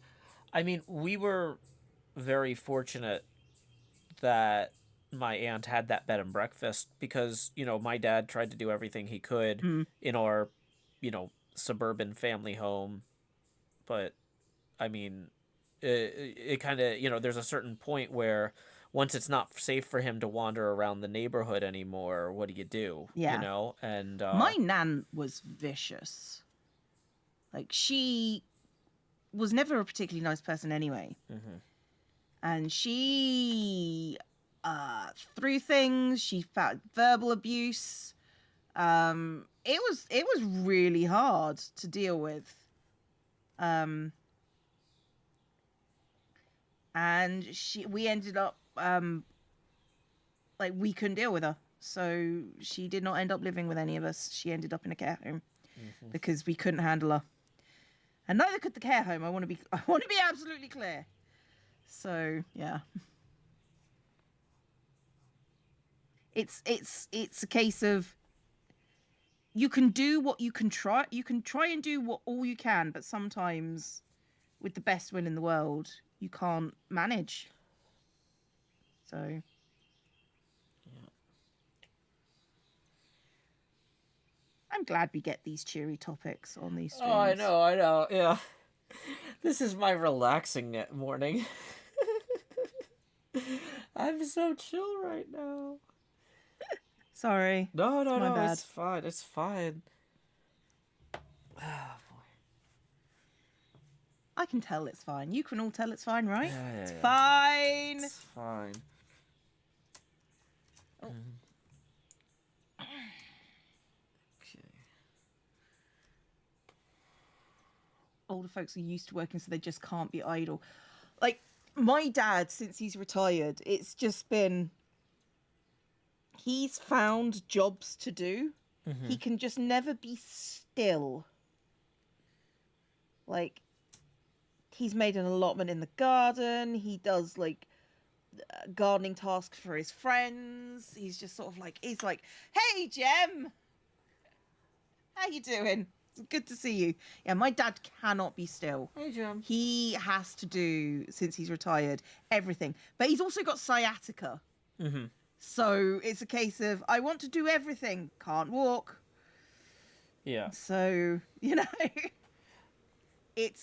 killing him slowly. Yeah. Well, on the other side Uh, of the family, my mother's dad, he was mhm. healthy basically until he died. He but like he was both of sound mind and body Mhm. until the end, and he had worked in this factory for years. He hit retirement age and retired, Yeah. sat at home for 2 weeks, and then went to the grocery store, saw they needed people in the produce department, and he's just like, he wasn't like the most talkative or so like social person. He was actually probably like the quietest one in the whole family, but he just was like, I need to be around people. I'll go and I'll answer people's questions about where the tomatoes are. Like, I just he never loved groceries or planting or anything, but like that was just the first job he saw available, produce department. He's like, I'm going to go talk to people about vegetables for the See, rest of my my life. dad has a whole my dad has a whole group. Like, my dad goes to the local working men's club. Yeah. Thank you, Chris, for giving a sub to Gem. I appreciate that. Woo. Um and he has a group of people that he has been friends with for what must be like my entire life. Mm-hmm. And because he keeps on going to he goes to the working men's club like 3 times a week, maybe more, like every evening for an evening now. And if he doesn't get to go, if my sister or myself cannot take him, he is so moody. He's like a teenager. He has to go and see his mates, or he will implode. Mm. So, Well, I mean, I know for me, when my daughter's away for the summer, like last summer, it was a lot easier for me because my sister stayed here, got a job in town over this because she's in college and she got a job mhm, here, and then my fiance was also here for most of the summer. Like, that was fine, but like when mhm, my daughter's gone and there's nobody else here, yep. like if I don't go out of my way to find ways to hang out with people, like I just become untethered. Like my sleep cycle slips. I don't get like moody necessarily in the way you're describing, like grumpy teenager, but like just like I start spiraling where I'm not eating at the right times, I'm not Mm-hmm. sleeping at the right times. I like I just need something to anchor me, like with having other people around. And uh I don't know. See, I can go weeks without interacting with a person, and yeah, like that is completely an alien experience. I would rather be on my own, Hmm. and extroverts got to extrovert. Introverts need anchors.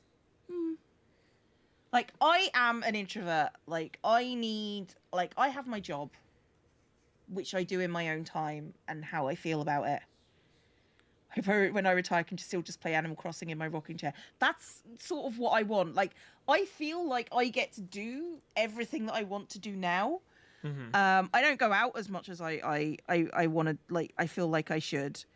But it's a case of I'm not mad about not going out. I'm not mad about not speaking to people very much.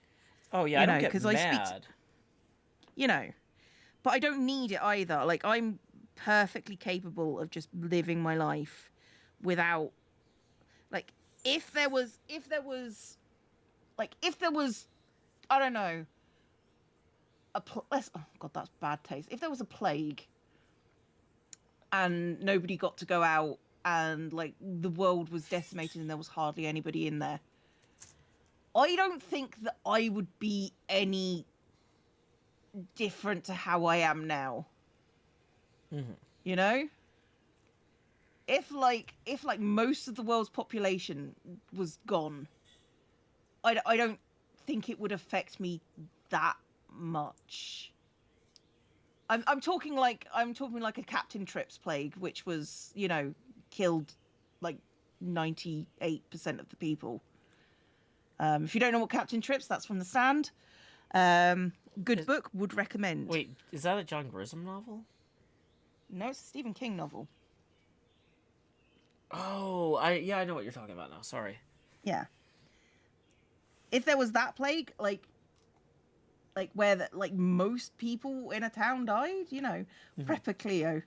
I mean, like, that would be the annoying part. I would have to go out and deal with food on my own, Yeah, you'd have to go like, yeah, garden, and you'd spend But all your but I time. garden anyway. Yeah, Yeah, but so not necessarily at that scale. Like, no.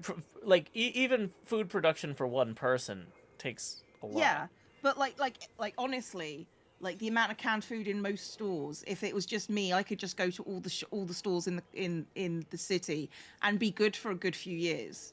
So I wouldn't have to ramp up that quickly. I'd just have to get the seeds and stuff. Hmm. The one with the time traveling virus? No. I can't believe Cleo is saying they'd survive a zombie apocalypse. I didn't say that. I said I'd probably survive a plague, like a Captain Trip style plague. Yeah, I mean, well, the thing is, like, for me, like, I don't get like mad. I just notice that my schedule, my discipline is slipping. Yeah, Like, just about like when I eat and when I sleep, and like, I don't know. yeah. There's just something about being around other people that kind of helps me stay synchronized with like Hmm. how time passes. I don't know. It's weird. But like I can easily remedy that by making a point of going out. It was, like during the pandemic when Corinne was gone for the summer was Mm. particularly bad though, because that wasn't an option but Mm. so I don't want people worrying about me now. This is something I've observed in the past and am, routing around the Mm. damage on. I'm not just like resigned to the fact like, oh, I'm just gonna be a total wreck for 6 weeks every year for the rest of my Yeah. until my kid goes to college. Like, Hmm. no, I'll be fine. Do you know how to prep seeds for the next year? Yes. Put I them in the mean, a lot of ground. time. Well, no, a lot of the time it's just making sure that they're dry. Yeah. Like Yep. tomatoes are pretty good for that. You can just stick them on. You can stick slices of tomato on a paper towel and let them dry out. Like take all the goopy stuff away, and it's fine. And then you can just plant the paper towel in the ground, and you'll get plants. And potatoes pretty much self-seed if you leave them where they are. So, you know. Okay, Badger Spinner just put in some sort of emoticon that looks like a rotary telephone, and I'm pretty sure that's not what that's supposed to be. I have no idea what that emoticon means. Uh, but Badger also writes the one with the time traveling virus could be a hell of a Friends episode. Yeah. Um, well, like, I think I would do okay in an apocalypse setting because, like, I have a very heavy science background, and it's all the stuff about, water purification, wind generation, like energy, like all that sort of stuff. With my degree and the fact that I used to be a teacher for years, you know, I can purify water. I could work out how to generate electricity if I had to. Mm-hmm. I know how to do. I grow things. Mm-hmm. So, it's like, um and I'm not like I'm not incredibly social, so I'm not going to miss like a huge amount of people. So, like, I'm not saying I would survive a zombie apocalypse. I would probably survive if like 95% of the world's population disappeared overnight. Though, get out of the city, because the flies, oh, that'd be really bad. That'd make you sick.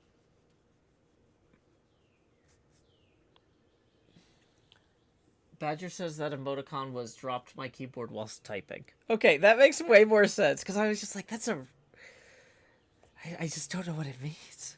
But what is that emoticon? We all want to know it's now. a capital D and then a 9 and then a bracket, like a square bracket. I have no idea. Does joining in count as surviving the zombie apocalypse? Now No. Cleo's chat is full of people typing that same emoticon.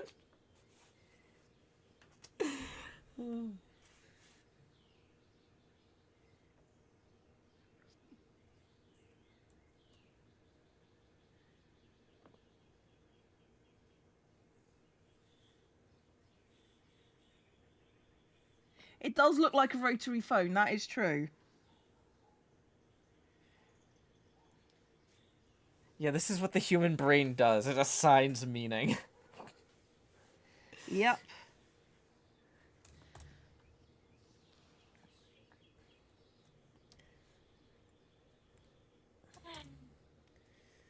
Uh, Ooh. Who's used a rotary phone? Quick have. quiz. JT, no ages in chat. I think we established. I have. I grew up with a rotary phone. Yeah, same. One of my favorite jokes Steve Jobs ever made was when he presented the first iPhone. He's like, today we're going to present an internet-capable communication device, a music platform, and a telephone. You know, and these three things are actually all one thing. I present the iPhone, and it's an iPod. You remember the old click wheel iPod? Yeah. With a rotary phone wheel where the click wheel was, and it's on the screen huge behind him. And then he goes, just kidding, this is what it really looks like, and then shows the first iPhone. But, like, it was a great gag. Because he built up to it so seriously with the internet communication device, telephone, and music player. All in one device. Like, that guy knew how to give a talk. I guess. I guess it's more of a presentation than a talk at that point, though. Yeah, you're right. Maybe. Yeah. You're right. No, you were right to call me out for that.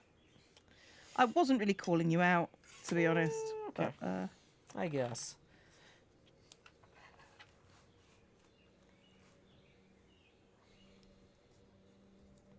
I had to talk to the operator to get connection made on my behalf before.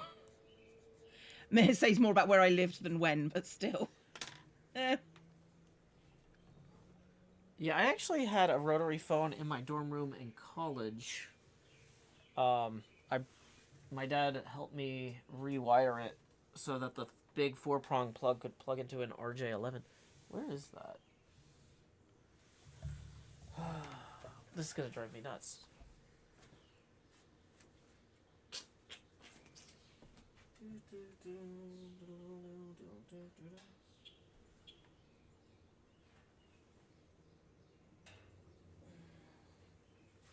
Oh, here it is.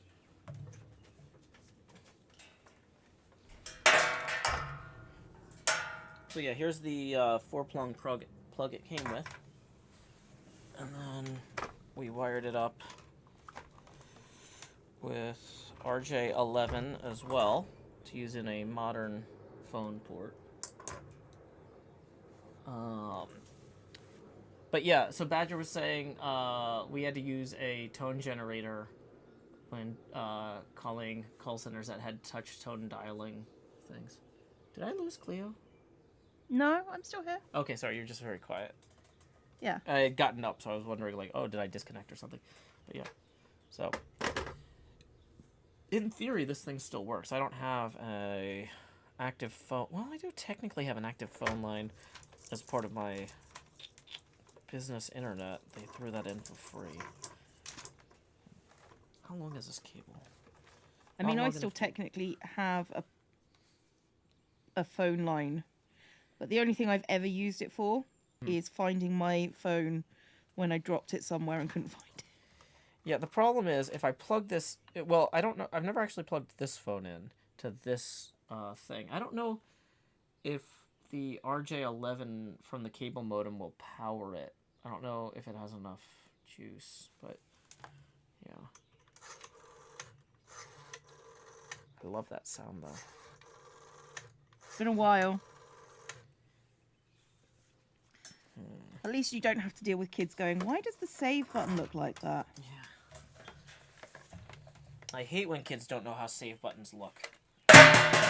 Whoops. Drop the receiver. Into the bin? That was under my chair. I had been using the big comfy chair that I bought for Badger, but now that it's getting warmer, I realized having a chair with cushions on it rather than bare metal is not as good for heat dissipation. So I've switched back to the bare metal chair. It's way more comfortable in the summer.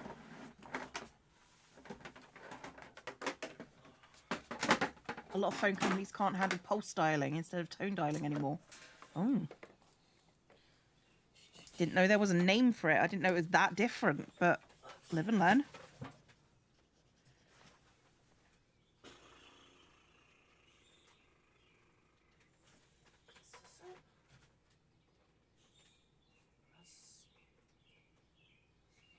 That's an RJ11.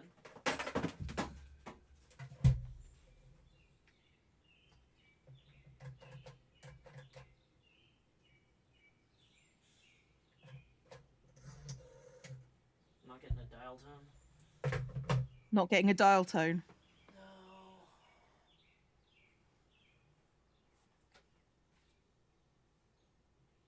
Yeah. Like I said, I don't know if the cable modem has the I don't know if it powers phones.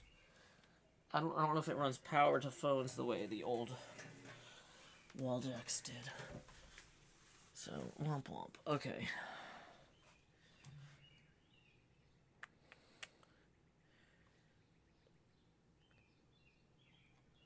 Bum, bum, bum. Has anybody seen this new Carmen movie? Apparently they've adapted the I guess Carmen's an opera, not a ballet. I don't know. It's an opera technically, yes. But yeah, both, you know? Yeah. But also, no, I haven't seen it. Okay. Didn't even know it was a thing. Well, it was made in Spain, I think. It's not like a Hollywood production or something. Sorry, I'm just looking at all the tabs I have open. I'm like, oh yeah, the Belport's showing Carmen soon. I wonder if that's good. mean, it's a question. Is it good? Maybe. Yeah. Okay.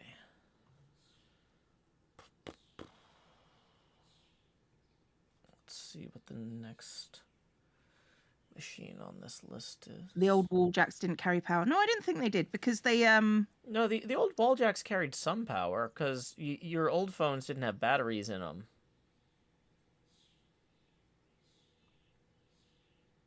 And they would even work when the power was out. Yeah, they would, which is why that makes me question that, but sure. So I'm certain that Sudsy is wrong. Like, I'm not saying they have like full power, like you could run a computer off them, but they had Mike Deadman says phone lines still provide power. They have to for the standard. Yeah, that's what I'm saying though. Is I don't think that the cable modem thing is designed to run to unpowered phones. I think it's designed to run to like, what do you like business phones that plug into the wall and have their own power. Like the kind that have like built-in caller ID and hold buttons and all that fancy stuff. Mm-hmm. Um,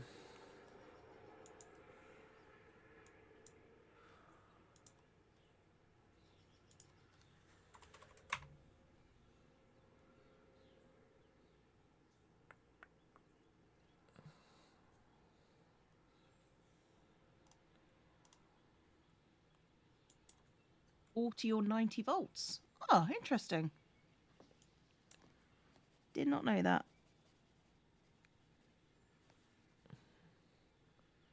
Badger says phone lines in the UK are powered at 12 volts. Interesting. Oh, wait, no, 48 volts. Sorry. Like phantom power with microphones. Hey, I've got a 48 volt button on my... We could maybe take those 4 prongs. It's funny because the RJ11 was designed to modernize this, but my dad left the 4 prongs on there because he's like, well, that's what it came with. You should keep it. We actually might be able to run power through the XLR port on my audio interface into the phone. This is probably a good way to fry my audio interface from my microphones. Oh, I 100% think that this is the best way to fry anything that you're going to put in anything. Badger is writing, no, Joe, please don't. Well, as the actual... I want to be clear, I'm not saying no. I'm saying it's going to be bad. Yeah, well, Badger's the actual professionally trained audio engineer, and if Badger thinks that splicing that in is going to be a bad idea, I'm not going to doubt it.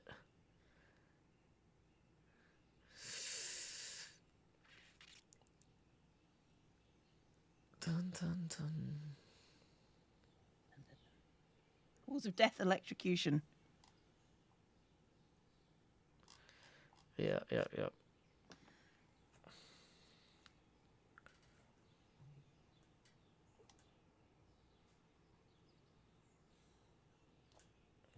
No, it's not a Carmen Saying Sandiego no, I'm movie. saying why not?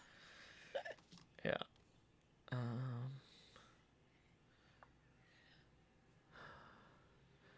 Badger says, I'm not worried about you hurting yourself, just hurting the machines you use to earn your wage. Yeah, that's fair. I'm not... Yeah. I'm not certain about the word wage, but it's how I make a living for sure, so... I mean, I pay myself wages. Yeah, I don't. Because I haven't set up like a formal company yet, which I still need to do. That'll do it. I just That'll do it. Well, the problem is I don't have the buffer money to set it up. Like it'll save me money in the long term, but I don't have the excess money required to take that step because I'm like tied up in a bunch of other stuff right now, and I'm also waiting on getting paid from a few things. Where it's like, okay, I did the work, but I don't know when I'm getting paid. Sometime soon, ambiguously. Well, we've been going for a couple of hours. Yeah. And it's about time. It is about that we time. Stopped. So. And I've done 2 pages. So Yep. that's not too bad. I got 3 pinball machine layouts, which compared to the 8 the other day isn't optimal, but compared to the one day where I drew 2 lines the entire 2.5 hours, I feel like that's still better. I'm starting to think that our conversations during these things are not helpful for you. Well, I I think it depends on the type of craft I'm doing. Like if I'm doing something where I'm just following instructions, Mm-hmm. like with the paper craft where we were just cutting stuff, that was fine. And with the coloring, I feel like I move pretty quickly. But when I'm trying to do any sort of drafting or drawing, Mm-hmm. I feel like it's just not a good. I sh- I should probably just try and do more coloring and paper cutting or whatever. But I have a hard time fitting drawing and drafting into my schedule otherwise. So I don't know. Mm-hmm. Uh, I understand. Anyway, but yeah, Cleo, it's been a lot of fun, and I guess yep. we'll go break into our own Twitch Mm-hmm. channels for a bit. So All right. I'll catch you later, speak to you Cleo. later. Bye. Bye. Okay, so we're gonna disconnect from there. Gonna close the zombie Cleo stream. You can close that for my PDB now that we've got that done. All right, that was So I posted our final tipping link reminder. If you enjoy the show, tips are welcome via paypal.me/JoeHills and YouTube Super Chat. And y'all make this possible. Let's see. I'm going to go check on what else is going on in the broader world of streaming. Oh, yes. So many live streams on the internet at the moment. How droll. Dun dun dun dun dun dun dun dun dun dun. Do do do. Okay. Well, I try not to raid the same people all the time, but a lot of the same people are the ones that are live right now. So I think we are gonna go ahead and send folks over to Pearlescent Moon, who is playing Zelda Tears of the Kingdom. So /raid Pearlescent Moon. When you get over there, our raid message is howdy y'all, Joe Hills raid here. Anyway, until next time, y'all, this is Joe Hills from Nashville, Tennessee. Keep adventuring. Do do do do. Stop streaming. Stop in the stream. Clicking